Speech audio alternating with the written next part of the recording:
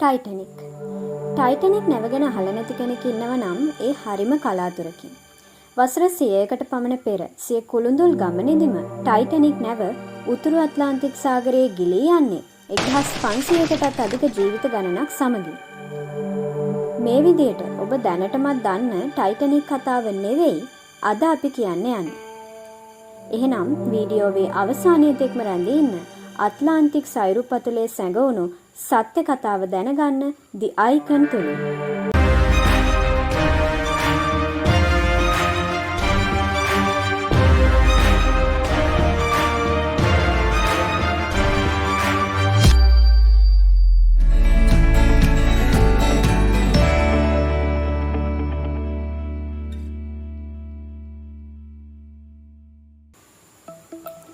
අපි හැමෝම දන්න විදියට 1912 අප්‍රේල් 15 වැනිදා ටයිටැනික් නැව මුහුදුබත් වෙන්නේ උතුරු ඇට්ලාන්ටික් සාගරයේ තිබුණු විශාල අයිස් කන්දක ගැටීම නිසා. ඒ වුණත් මේ ඛේදවාචකයෙන් දිවි ගලවාගත් අය කියන්නේ වෙනම කතාවක්. 1912 අවුරුද්දේ වසන්ත ඍතුව වෙනකොට ආමේනියානු ජාතික ලේඛකයෙක් වුණු වාගනක් බයුරෙට්ගේ වයස අවුරුදු 25ක්. සුප්‍රසිද්ධ ටයිටැනික් නැවේ සිය ත්‍රාසජනක අත්දැකීම ඔහු විස්තර කරන්නේ මෙන්න මේ විදියට. 1912 අවුරුද්දේදී වාගනක් තවත් සුප්‍රසිද්ධ ආමේනියානු ලේඛකයෙක් වුණු තම පියා සමග එකතු වෙලා පොතක් මුද්‍රණය කරනවා. ඊළඟට ඔහුගේ අරමුණ වෙන්නේ ඒ පොත් ඇමරිකාවට ගෙන යන එක. ඔහුට තිබුණ සමහර සෞඛ්‍ය ගැටලු නිසා ඇමරිකාවට ඇතුල් වෙන්න අවසර ඉල්ලල කරපු පළවෙනි ඉල්ලීම ප්‍රතික්ෂේප වුණා. තම පියාගේ උදව්වෙන් අදාළ අවසරය ලබා ගන්න පසුව ඔහු සමත් වෙනවා. ඒ අනුව 1912 අප්‍රේල් 10 වෙනිදා වාගනක් සවුත්හැම්ප්ටන් වලින් නිව්යෝර්ක් බලා යන්න ගොඩ වෙන්නේ මේ ඓතිහාසික ටයිටැනික් නැවටමයි. ඒ කාලෙ වෙද්දී කොයි කවුරුත් කතා වුණු අපූර්ව ටයිටැනික් නැවේ ගමන ගැන වාගනක් හිටියෙත් හරිම කුතුහලයෙන්. නවතම ඇමරිකානු පන්නයට ඇඳ පැළඳගෙන නැවට ගොඩ වුණු වාගනක්ට තවත් මිතුරන් 30 දෙනෙක් හමු වෙනවා. ඒ අංක 8.04 නැව් කුටියේදී. ඔවුන් අතර ඉංග්‍රීසි ජාතිකයන් 2 දෙනෙක් සහ මෝරෙන් නම් තවත් ප්‍රංශ ජාතිකයෙක් හිටියා. මෝරෙන් සහ වාගනක් සම වයසේ පසුවන්. ඒ වගේම වාගනක්ට ඉතා හොඳින් ප්‍රංශ භාෂාව හැසිරවීමේ හැකියාව තිබුණා. මේ නිසාම වාගනක් සහ මෝරෙන් ඉතා ඉක්මනින්ම හොඳ මිතුරන් බවට පත් වුණා. නැව තුල තිබුණු සුව පහසුකම් විඳින්මින් ඔවුන් ඉතා සතුටින් කාලය ගත කළා. දවස් ගෙවිල ගියා. ඊළඟ මොහොතේ සිදුවෙන්නේ කුමක්ද යන්න නොදැනම ඔවුන් අප්‍රේල් 14 වෙනිදා රාත්‍රියේ සුපුරුදු පරිදි නිින්දට යනවා. මධ්‍යම රාත්‍රියේ උදා වෙලා සුළු මොහොතකට පස්සේ ඔවුන් ඇහැරෙන්නේ විශාල පිපුරුම් හඬකින්. විදුලි පහන් සියල්ල නිවි යනවා. විශාල සෙලවීමත් සමග ඉංග්‍රීසි ජාතිකයන් දෙදෙනා සිය ඇඳන් වලින් බිමට ඇද වැටෙනවා. ඔවුන්වත් නැගිටුවා ගන්න වාගනක් සහ මෝරෙන් තම කුටියෙන් පිට වෙන්නේ යලි කවමදාවත් ඒ වෙත නැවත නොයන බව දැනගෙන නම් නෙවෙයි. වාගනක් තමන්ගේ ගමන් පළපත්‍රයත් $54ක පමණ මුදලුත් රැගෙන තමයි කුටියෙන් පිට වෙන්නේ. යම් දෙයක් සිදුව ඇති බව පැහැදිලි වුණත් තවම නැවේ කොරිඩෝව නම් පැවතුනේ දැඩි නිහඬතාවයේ. ඒ නිසාම මේ තරුණ පිරිස උත්සුක වුණා සිදු වූ දේ ගැන සොයා බලන්න. නමුත් නැවේ කාර්ය මණ්ඩලය නම් කිසිවක් කියන්න ඉදිරිපත් වුණේ නැහැ. ගත වුණේ මිනිත්තු කිහිපයක්. මිනිත්තු කිහිපයකට පස්සේ කවමදාවත් නොගිලෙන බව කිව්ව ටයිටැනික් නැව මුහුදු පතුලට ළඟා වීම ආරම්භ වුණා. වාගනක් දුටුවා ජීවිත ආරක්ෂක බෝට්ටු දියත් කරන ආකාරය. ඒවා කාන්තාවන් සහ ළමුන් සඳහා පමණක් බව දැනුම් දෙනු ලැබුවත් සමහර පිරිමි පුද්ගලයන් පවා ඒවට ගොඩ වෙන්න උත්සාහ කළා.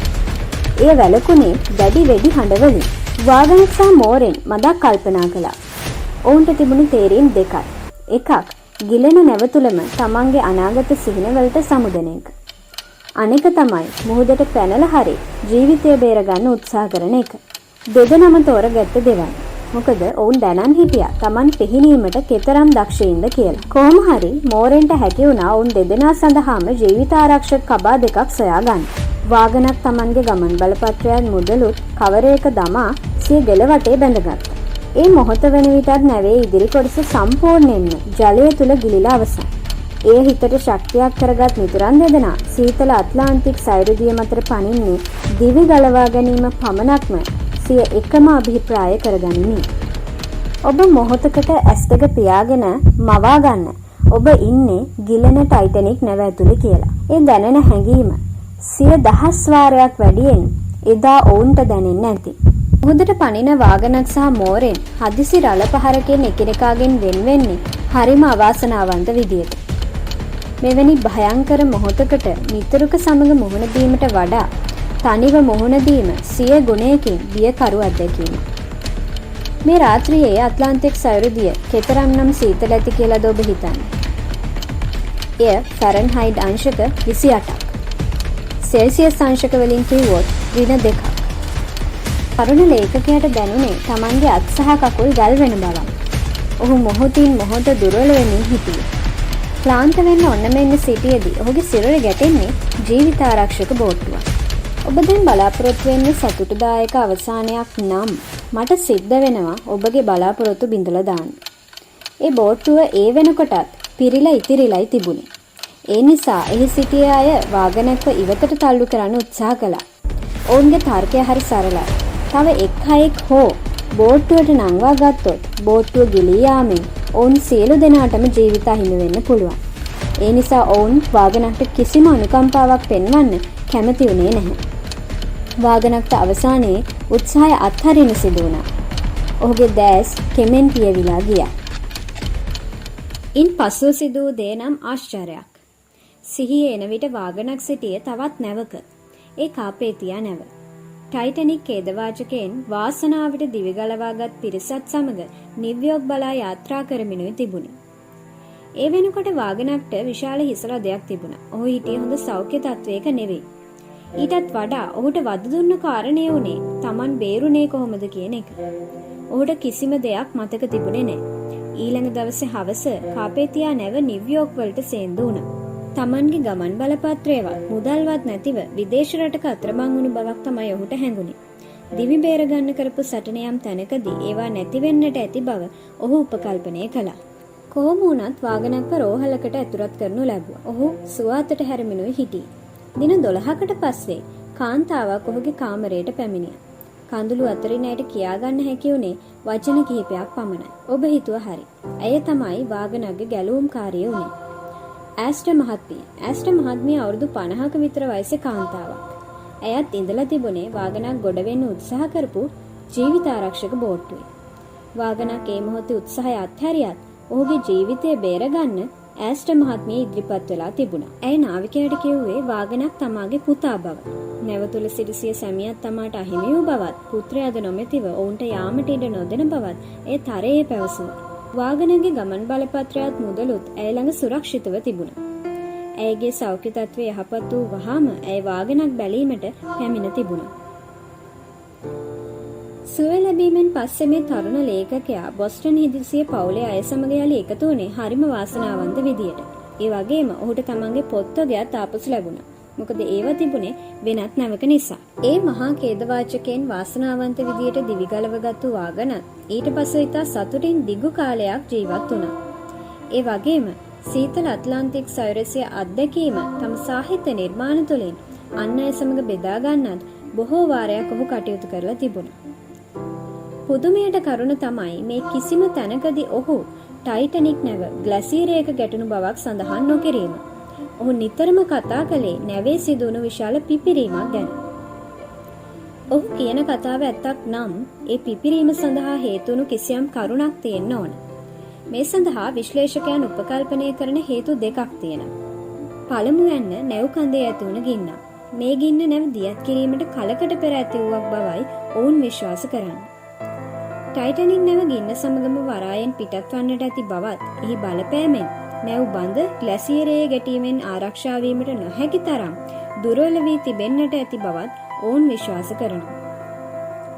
මෙම කරුණ හා එකඟ වන්නන් ඒ ඔප්පු කිරීමට ඉදිරිපත් කරන්නේ නැව පිටත් වීමට පෙර වරායේදී ලබාගත් පින්තූරයක්. එහි දැක්වෙන ආකාරයට නැව් බඳේ විශාල අඳුරු පැල්ලමක් පවතිනවා. ඒ සත්‍යක් විය හැකි වුවත් පිපිරීමක් සිදුවාද යන්න තහවුරු කරගත හැකි සාක්ෂියක් තවමත් හමු වෙලා නැහැ. ඒ වගේම මේ පළමුවැනි කරුණ හා එකඟ වන විශ්ලේෂකයන් එහි ග්ලැසියරයක් තිබූ බව නම් ප්‍රතික්ෂේප කරන්නේත් නැහැ. මේ ඛේදවාචකය ගැන අදහස් දක්වන අනෙක් පාර්ශවය පවසන්නේ ටයිටැනික් නැව ගිල්වීමට කටයුතු කළේ ජර්මන් යාත්‍රාවක් බවයි. නමුත් මේ කරුණ සාධාරණීකරණය කළ නොහැකි සාධක කිහිපයක්ම තියෙනවා. පළමුවෙනි සාධකය තමයි 1912 කියන්නේ ලෝකේ ඉතා සාමකාමීව තිබුණු කාලයක්. ඒ නිසා ලෝකෙ කිසිම රටකට මිනිසුන් දහස් ගණනක් මරා දමලා අනෙක් රටවල් අවශ්‍ය ගන්න නම් අවශ්‍යතාවයක් තිබෙන්න නැතුව ඇති. දෙවෙනි සාධකය ඒ කාලේ තිබුණු තාක්ෂණයේ හැටියට මේ කියන විදිහේ යාත්‍රාවකට යුරෝපයෙන් ඒ තරම් ඈතකට යාත්‍රා කිරීම අපහසුයි. ඒ වගේම නැවක ගැටිලා නැත්නම් පහර දීලා ඊතරම් ඉක්මනින් රාත්‍රී කාලයේ පලා යන්න අද වුණත් සබ්මරීන් එකකට නොහැකි. 1912 තරම් ඈත කාලයේදී ඒ කෙසේවත් කළ නොහැක. ඊතරම් භයානක අත්දැකීමකට මුහුණ දුන් අයෙකුගේ මතකය ඒ තරම් පැහැදිලි නොවන්නට තියෙන ඉඩකඩ වැඩි. නමුත් දිවි ගලවාගත් අයගෙන් නැවතුල පිපිරීම් හඬක් ඇසෙන බව කියන එකම තැනත්තා වාගනක් පමණක් නොවේ. කොහොම හරි අපි ප්‍රාර්ථනා කරමු අනාගතයේදී විද්‍යාඥයන්ට ඓතිහාසික ටයිටැනික් නැවේ මේ නොවිසඳුණු අභිරහස විසඳ ගන්න පුළුවන් වෙන්න කියලා.